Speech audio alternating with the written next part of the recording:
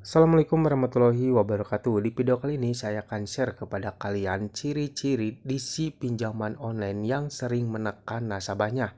Bukan tanpa alasan mereka melakukan hal seperti itu. Mereka ada maksud dan tujuannya. Tujuannya adalah sudah jelas ya, biar nasabah tersebut tuh cepat panik dan ketakutan, akhirnya cepat-cepat membayar tagihannya. Mereka tidak akan peduli nih bagaimana caranya mereka akan membayar tagihannya. Yang penting si nasabah tersebut melunasi semua tagihannya.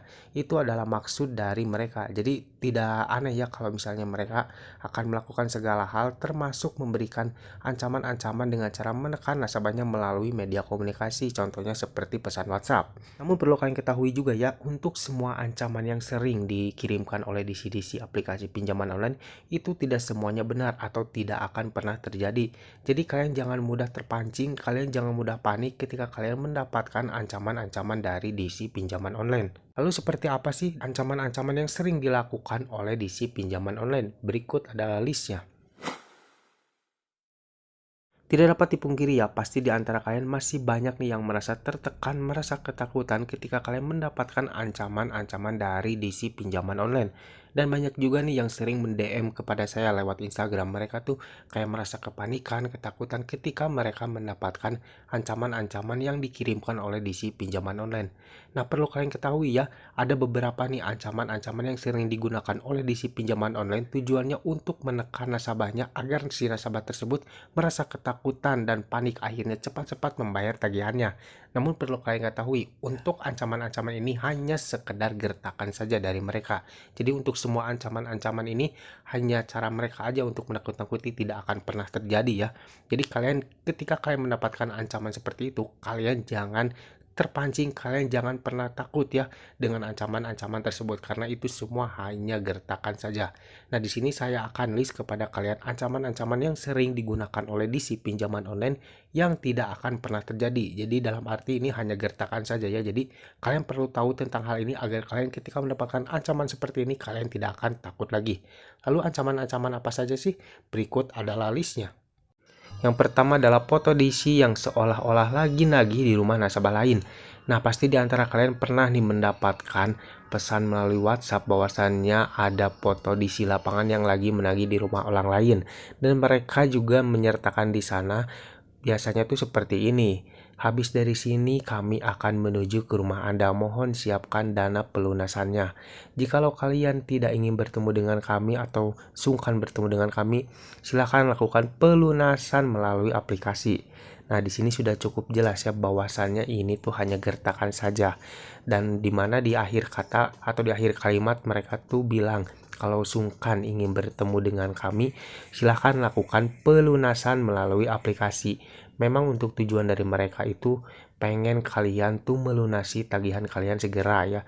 Dan untuk foto tersebut itu sudah dipastikan itu foto sejuta umat atau foto yang sering dikirimkan oleh DC lapangan di aplikasi pinjaman online.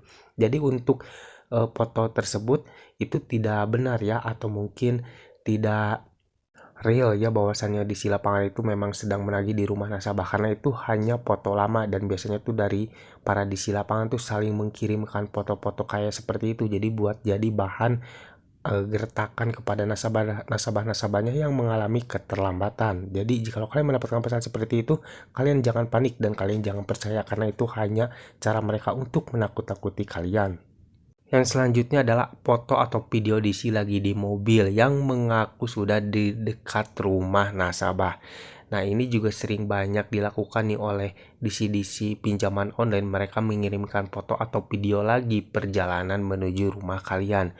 Mungkin bisa saja ya foto atau video tersebut itu bekas dari DC pinjaman online yang memang pernah menagih ke area sana atau ke lokasi yang memang berada dekat di lokasi kalian ya.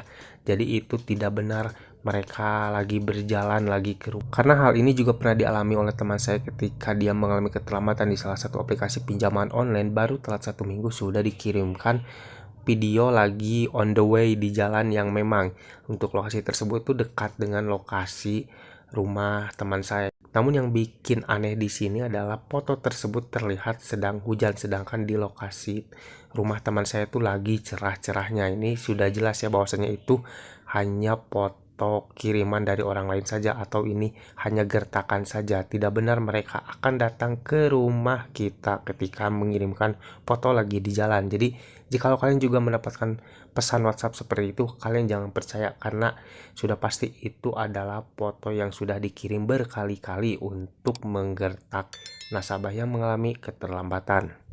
Yang selanjutnya adalah kirim screenshot atau menunjukkan posisi maps lokasi di lapangan sudah di daerah kita dengan versi satelit. Nah, sebenarnya hal ini tuh bisa dilakukan atau bisa diatur ya oleh kita masing-masing. Jadi tidak heran kalau misalkan mereka bisa mengirimkan screenshot posisi maps lokasi di tersebut itu kepada kita ya, karena mereka juga bisa mencarinya melalui Google Maps lokasi kita, karena mereka kan sudah tahu lokasi kita dari aplikasi, yang mana di aplikasi tersebut kan ada data kita, ada KTP kita. Jadi ini hal yang sangat mudah, mereka tinggal ambil data kita, alamat kita, dan mereka mencarinya di Google versi satelit ya. Jadi hal ini memang bisa dilakukan sama siapa saja, termasuk sama kita sendiri ya.